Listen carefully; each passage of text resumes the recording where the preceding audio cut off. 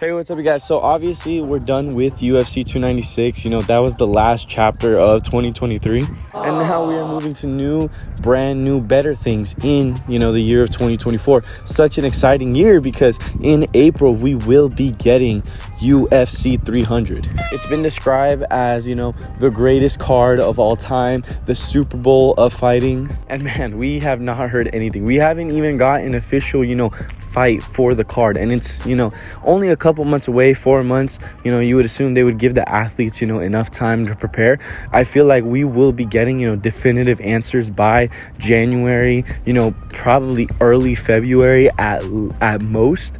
But I'm gonna go ahead and give you guys my personal predictions for UFC 300. I'm gonna go ahead and tell you guys what I would like to see for that card.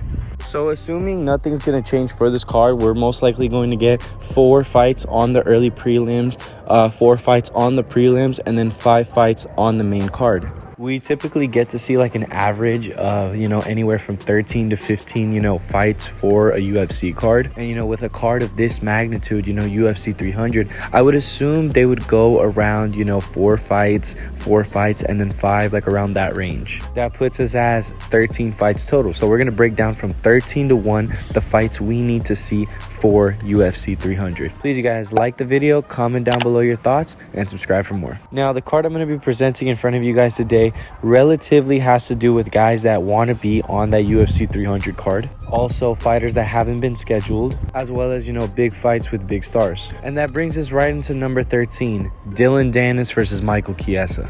I feel like for the most part, everyone's pretty unsure of what's going to happen with Dillon Danis' career. We really only know that he's a free agent, and really the only thing he's looking to do is sign with the UFC. Play anybody and I'll beat anybody, so I'm ready to go. You know, Dana White talked on the Full Send podcast and said that he does have some interest, but is reluctant to sign him because of, you know, all the drama that comes with him. In reality, though, I think they will sign Dillon Danis. I think they're just trying to get down a couple of minor details. We know the guy is a massive star and people are going to tune in to watch him fight. You know, he builds up the fight well. We can give him that. But his skill set is not all that impressive. You know, he doesn't have good striking, and really his bread and butter would be the jiu-jitsu.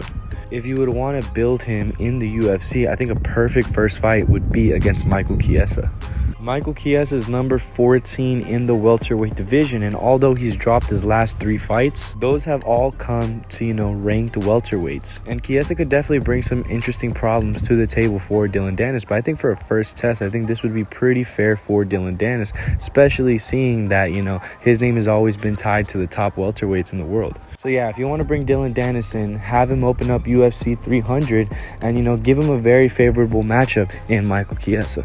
Your girl got fucked by 75 guys before you married her. Shut the fuck up. At number 12, we have Bo Nickal versus Andre Petroski. Bo Nickal is an absolute phenom, man. In the performances we've seen him in the UFC so far, he's looked ridiculous. I mean, people want to throw him immediately right in there, you know, with the top guys at middleweight. But, you know, I like this approach that they're taking with Bo Nickal, and I think a logical next step would be a guy like Andre Petroski. Andre has looked impressive in his UFC career thus far, but he did just drop his last fight to Michel Fajera, which, you know, no shame in there. He did take that fight on short notice. But I think right now both guys are primed for a fight between them. And, you know, with Andre having, you know, decent striking but amazing grappling, it should provide an interesting test for Bo Nickal to see how he would do with that striking and grappling threat. Plus, you know, you got to assume on this UFC 300 card, not only are they going to have stars, but they're going to have guys that they want to build names off of. And Bo Nickal is definitely in that, you know, category that the UFC is looking to build off of. Hey, buon knuckle, brother. Then we go into number 11, Paddy the Baddy versus Bobby Green. Both guys said they want this fight, and they want it at UFC 300. Actually, off the back of that, Paddy Pimblett said if he beats Tony Ferguson, he would like you at UFC 300. He really said that? Really, when you look at the situation this way, Bobby Green just suffered a bad knockout loss to Jalen Turner and will be looking to build some more momentum on his side. And for Paddy the Baddy, this would serve as a perfect test, you know, right inside the top 15 range for him. Of course, Bobby Green is on the older side, and this would be Paddy's first actual fight within the top 15. Both guys are big names in the lightweight division, and I think that right now is the time to make this fight. Then, you know, we go into the final fight for the early prelims, number 10, Jim Miller versus Tony Ferguson. I know first off that so many people don't want to see Tony ever compete again. And I mean, I understand that completely, you know, now at a 7-fight losing streak. And it just seems that his, you know, days at top level competition is, you know, 100% over. Oh, no. No. That's actually not the case for Jim Miller. Jim has looked very good in these last couple years against very good guys. He looks even better when he's fighting, you know, just tomato cans, you know, making their UFC debuts. I mean, he's known to stop these guys. You know, obviously Jim Miller, you know, fought UFC 100, UFC 200, and, you know, he wants to fight for UFC 300. You know, he has a fight coming up, you know, in the beginning of 2024, which to me is absolutely insane, man. You're putting him at risk of not even showing up for UFC 300, a goal that he has, you know, put out there for the last year that he wants to hit. You know, overall, I just feel like both guys, you know, are not only legends of the sport, but legends of the lightweight division. I feel like it's really safe to say, like, there's no clear direction for Tony Ferguson to go. And, you know, you could argue, too, after UFC 300, like, where does Jim Miller go? You know, most likely retirement. I mean, those guys are definitely up there in age. So I would say a retirement fight, you know, between the two guys at UFC 300, you know, that'd be massive. I feel like that is, you know, the fairy tale ending for their careers. Hold on, I'm talking, brother. And then going to number 9, opening up the prelims, we have Yair Rodriguez versus Brian Ortega. Now, I am kind of cheating here a little bit because we do know that this fight is potentially in the works, but we were hearing that it was going to be for February's, you know, UFC Mexico, and they're going to go to Mexico City. And we also heard that that was going to be the main event, but it seems like more than likely that that card will just have Brandon Moreno versus Amir Albazi as the headliner, as they haven't been promoting, you know, any other type of fight. So it's like, you know, what's the holdup unless they're trying to push that fight back? You know, whether it's that, you know, there's, you know, contract negotiations, or, you know, Brian Ortega just needs more time to heal up, you know, from his shoulder injury. You could definitely see this, you know, 2 months later down the line at UFC 300. Both guys are stars and they are massive names in the featherweight division, so it would serve as a very fun fight to put on UFC 300. Then going to number 8, we have Davison Figueiredo versus Cody Garbrandt. And this fight has at this point been like 4 years in the making. You know, if you don't remember, you know, Davison was supposed to have his first title defense against Cody Garbrandt. You know, Cody moving all the way down to 125. He still ended up moving down to 125 later on in his career, but, you know, it just didn't go well for him. This time not fighting for the belt, but fighting Kai Kara France. Really, since then, Cody Garbrandt has looked amazing, man. Like, he's getting like a second win in his career. And I feel like you could really attribute that to the UFC booking him against lower level competition, you know, really hyping up Cody and, you know, bringing him back, you know, him taking his time in between fights.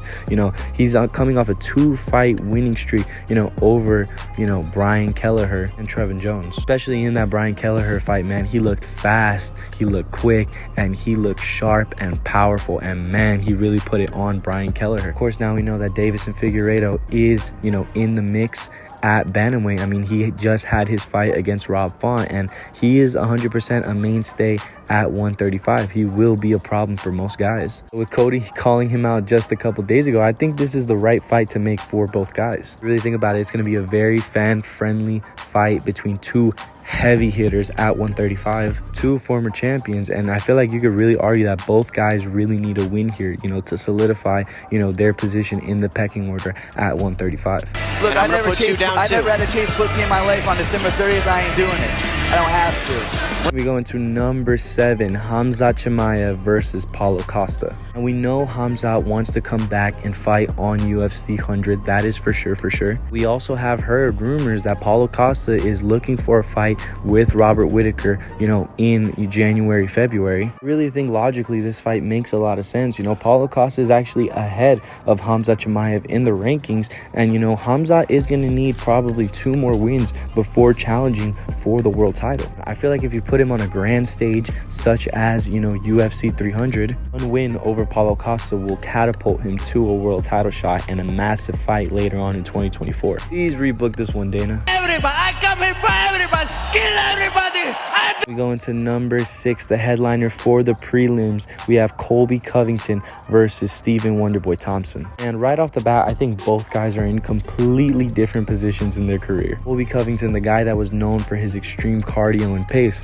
looked absolute stale against, Leon Edwards. And Wonderboy Thompson, the guy that was known for, not having any sort of grappling, although he did lose to Shavkat Rakhmonov, Shavkat really struggled to take him down. Both guys have been in the welterweight division, for a long time, and with Colby now being number 5 and Wonderboy being 6, I think this is the very logical next step for both guys. With both guys' complete different personalities, I think, putting this on UFC 300 would be a very, very fun fight for the fans. All right, man, I don't know why you gotta be so mean, man. This guy's so mean. Now we go into our main card, picks, and for number 5, we open up the main card with Brock Lesnar versus Derek Lewis. Right off the bat, I know so many people are like, Brock Lesnar, like what the hell? You gotta think, Jim Miller is not the only person that competed on, UFC 100 and 200. Brock Lesnar also did, so I can't be mistaken that he might make an appearance for UFC 300. We know the UFC and the WWE are under one brand now with, that TKO merger. We also have heard reports that Brock Lesnar is taking time off, wrestling. Potentially could be because he's trying to get himself in fight shape, ready for a training camp. The last time Brock Lesnar fought, obviously he fought Mark Hunt like all those years ago, at UFC 200. When I was thinking about matchmaking, like who could Brock Lesnar come back and fight? A couple names came to mind such as, Jones, Stipe, but, really I think the UFC wants to keep those guys' names tied together and make that fight later on in 2024. So don't think they're going to give, Brock Lesnar, that type of new generation heavyweight like Aspinall, Gane, Jalton Almeida. Instead, they're also going to give him a veteran such as, when he had his last fight against Mark Hunt. The number 1 name that came up to mind was Derek Lewis. Come on, Derek Lewis is also a huge star and personality. Of course, people are going to tune in to watch him fight, for UFC 300. Derek Lewis really doesn't have, any sense of direction, necessarily know where he's going to go after, this Jalton Almeida loss. He's fought everyone. So, really, it's not impossible as one would think. Derek, why'd you take your pants off? My balls was hot. I understand. We go into number 4, and that is Kamaru Usman versus Robert Whittaker. It would be a robbery if you have both guys, at the same division at the same time and you don't make this fight happen. Guys are tremendously skilled. I mean, these are absolute legends of the sport. Robert Whittaker, Kamaru Usman. If we do keep Kamaru Usman at 185, I mean, where does he go? I really don't want to see him take on these up and coming, middleweights, someone to build his name off of. I would much rather see him fight, the legends of 185, seeing that he's already been there, done that at 170. Robert Whittaker is the first name that comes to mind. I mean, that is an amazing fight to make. Robert Whittaker has already put it out there that is, he really wants to fight Kamaru Usman, and I think UFC 300 would be the perfect place to do it. Now we go into number 3, the featured fight. We have Justin Gaethje versus Dustin Poirier, 3 for the BMF belt. It seems very likely that Justin Gaethje only wants one thing right now, and that is to fight Islam Makhachev for the world title. But I also do believe if the UFC throw him a huge bag, he would be willing to fight Dustin Poirier again.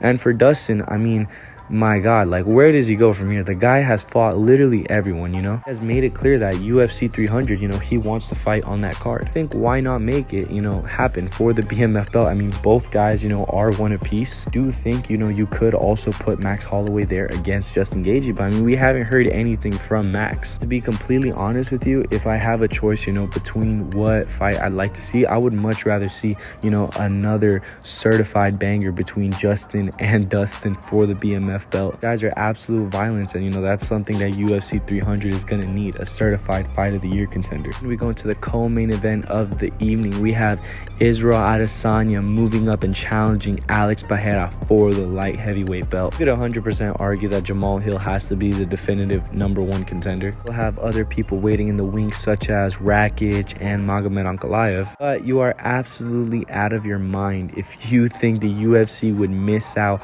on that huge payday they would get for doing Israel Adesanya versus Alex Pereira again. You know, those fights that they had, the 2 fights, you know, they went absolutely crazy in numbers. For that rivalry to continue, you know, now up a weight class, UFC would definitely jump on this opportunity to make this super fight. The only thing hindering this is Israel Adesanya. Alex already said, you know, come to daddy, you know, let's do this. Izzy has gone out there in record and saying that he doesn't want to come back and fight until 2027. Then again, too, he is teasing it on Instagram as well. I just believe overall, like, you know, there's not many champions that you could put realistically on that UFC 300 card. And if you're going to put any of them, man, Alex Pereira is the one that's open and available.